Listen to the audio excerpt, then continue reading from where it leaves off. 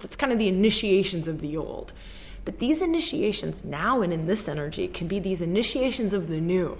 Initiations of the new, where it's just like, oh my gosh, this joyful, blissful, orgasmic experience I had with my lover is suddenly initiated me into a completely new level of self, a completely new expression of self, a completely new expanded way of being in myself. It's really stunning. So this is partially because this Chiron Eris conjunction, they're square Jupiter, trine Shiva.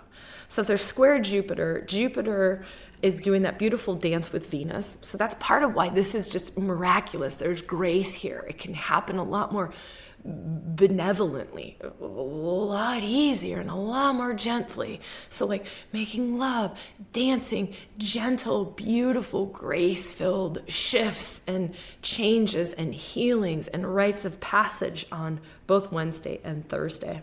Here's what I like about Shiva being trine to this Chiron Eris conjunction that happens on Thursday. Shiva brings consciousness.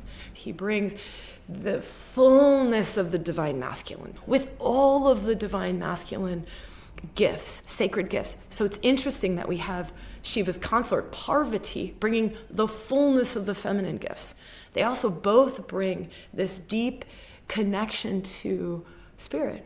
They bring this deep connection to your soul, to something so much greater than, like the sacred union. They hold that.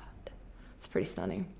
Shiva, I also see in this, is really opening up our consciousness to expand into more unlimited potentials, really expanding beyond upper limits and belief systems. Like, can you experience more joy? Can you allow more joy into your life? Can you allow more ease and grace into your life? We did a lot of work on this in the October 1st Bones workshop. This was one of the greatest workshops that I've ever facilitated. It has to do with the 7 mysteries of creation manifesting in the new. And one of these is that we have to blow up these upper limits of what we believe is possible. Unconscious upper limit. How are we unconsciously limiting our creations in the world? We don't know what we don't know.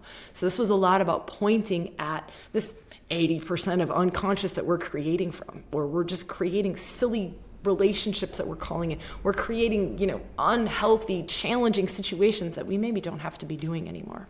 So if something like that sings to you, if creation sings to you, if an activation in the new energy, the new earth, the new human, all of that sings to you, check that out.